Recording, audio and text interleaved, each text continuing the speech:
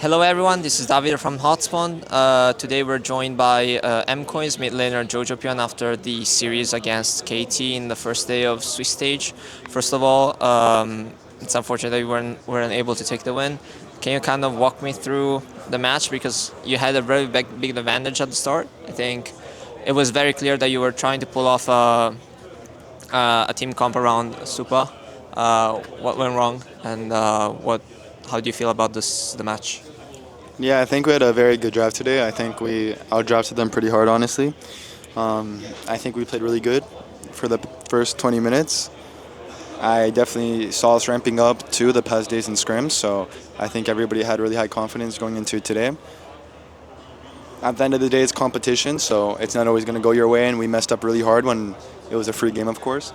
But I think as long as we take away the how to improve on the details that lost us the game and make some small adjustments, I think we have a really good shot. So obviously it sucks to lose, but I don't think anyone's going to feel too demotivated, but find the advantage in it, which is, okay, we're going to see how we could have fixed the mistakes when the game was really free. So.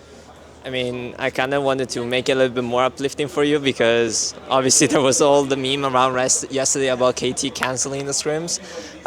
Can you walk me through a little bit what happened there? Because obviously, yes, you guys saw the draw and that was like the media cancel, but how did you manage to then, like, did you find another scrim partner? How did you guys deal with it? Yeah, we scrimmed like 2 hours before the draw, so we got to play a couple of games. It was I think both teams were playing well. It was some pretty good scrims. And then after the game ended, we were about to play, but they're like, wait, draw's happening, so we watched the draw. And then we just randomly versed KT. I think it was like a 20% chance of it happening. So, yeah, I mean, I was down to play after. They weren't down to play, so it sucked.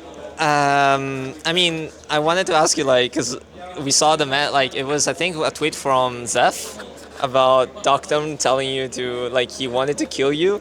Do you think that was fear or respect? And I guess I kind of also wanted to ask you, like, how, I don't want to say often do teams cancel scrims, but, like, what do you guys usually do when they get canceled in these scenarios? Yeah, I think me and Diogdam, I mean, we have some history, even in 2022 Worlds, and I typed to him a lot, so it was just banter. Usually scrims get canceled if, like, I don't know, a team really mental booms or something happens, but in this situation it makes sense because we're versing each other tomorrow, so, and, you know, it doesn't really make too much sense to scrim. Usually after that we tried to find some scrims, but all the teams were already scrimming, and it was also getting pretty late anyway, so yeah, we didn't really mind too much if we couldn't find scrims, but if we could, then yeah, we would. Got it. I've had an interview with Supa the other day, and he basically said that I feel like the whole team is very aligned in how it wants to play together, and also the fact that you're obviously, like, results matter, but you're not trying to mainly focus on the results itself, but just like getting better and improving. Where has the focus been at this year's Worlds? What's the stuff or, like, areas you're trying to improve on the most, and also, like, what you on an individual level are you trying to improve the most? Yeah, just I think as a team, the whole objective right now is just team play. You know, when we're in really good positions, like what happened today. There's just moments where we play really well as a team. There's moments where we just don't coordinate at all. So we're trying to make it much more consistent. I think today was a good example of our team play the first 20 minutes, and then I think we have the tendency of, if a play goes wrong or something goes bad a couple of times, it starts snowballing, like what happened today. Yeah. So it's pretty funny. So in that sense, we're trying to work on that. Me individually is just focusing on the process, and that's also my main goal right now is the team play, how I can adapt accordingly to my team and how I can make the whole team's job easier and, yeah, win as a team. So I would say that's the whole team goal right now. I mean, you always got praised a lot for your laning fundamentals, I guess. I think you said it that Chovy and I are probably the only two players that have better laning than you do.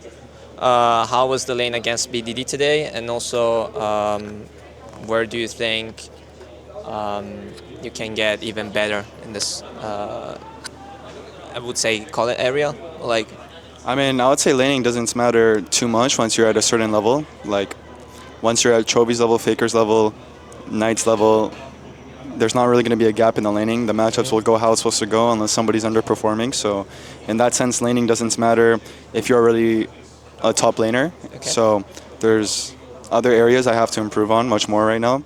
I think BDD is, of course, a good player. I scrimmed against him too, and today I think he played really well. So, yeah, I have a lot of respect for him. Yeah. Got it. I've been asking like all players that I come in the interview like their top 5 players from their role. So I think haven't gotten many mid laners here. So I kind of wanted to ask you like what's your top 5 looking like from mids?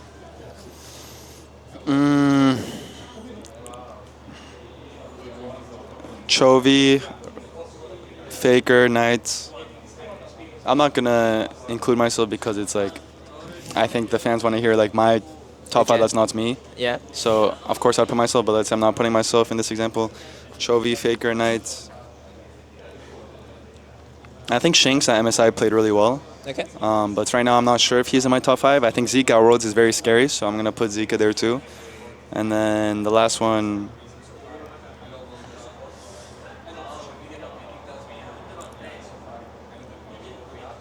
I would say BDD or Shanks, either one of them. Okay, perfect. 2 more questions. So the first one is I want to go back about talking about like regional differences.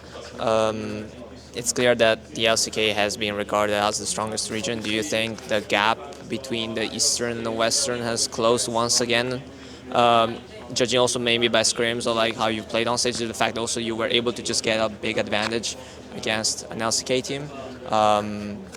Can you walk me a little bit through on what you think about that? Yeah, I mean, of course, the East is still stronger than the West, and I would say KT is probably the weakest out of all the Asian teams this tournament. So I'm not too surprised, honestly. We had a good game. Okay. But even versus the top teams, I think it's always been like that there's a gap between the East and the West. I think for the West, it's more about catching up during the small amount of time because you're versing the best team, so you can improve really easily, and just how much you can improve and catch up. I think for us, we did a bad job at doing that in the beginning of Worlds.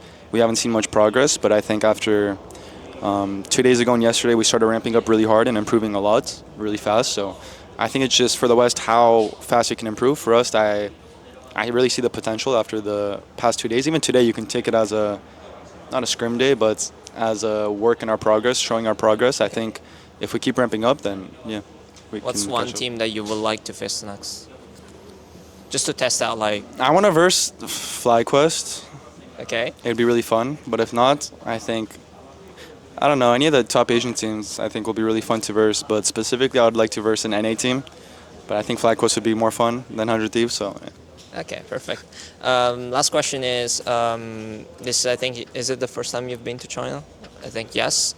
So how's China been so far? I know that you guys came a little bit earlier compared to other teams. How did you find yourself, and what's like one thing you like about the country? Yeah, I mean, China has been really nice. We boot camped at Shanghai before coming to Beijing. I would say like 2 weeks ago. I like Chinese food a lot, so. What's your go-to? Zhao Lao Bao? Is that how you? Xiaolongbao? Xiaolongbao. Okay, you get those in Shanghai. Yeah, and also just the dumplings, and just any type of noodles or the soup, like a beef noodle soup or anything, or just there's a lot of Chinese food I really like. So it's really easy to get Chinese food here, of course, because I'm in China, and it's also really cheap. Like some of the prices I saw is pretty crazy for how good it tastes. So yeah, I'd say the food's really good. The hotels have been really, really nice. Like this Rhodes Hotel is probably the best hotel I've been to. Okay. I did hear Chinese hotels are pretty crazy, so. They are indeed. Yeah. Yes, they are. Yeah, so I have to say those two. I haven't got to explore too much because, of course, we're practicing most of the days, so yeah. Okay, perfect. One last message to the fans to round off the interview. Yeah, I mean, thank you to all the fans for supporting us. Of course, it sucks to lose like this. I feel like it happens a lot where the West is in good positions and they just lose the game randomly. But for us, at least, I see our ramping up and our improvement a lot. So, yeah, we're going to try our hardest for sure. And it's only one game, so, yeah.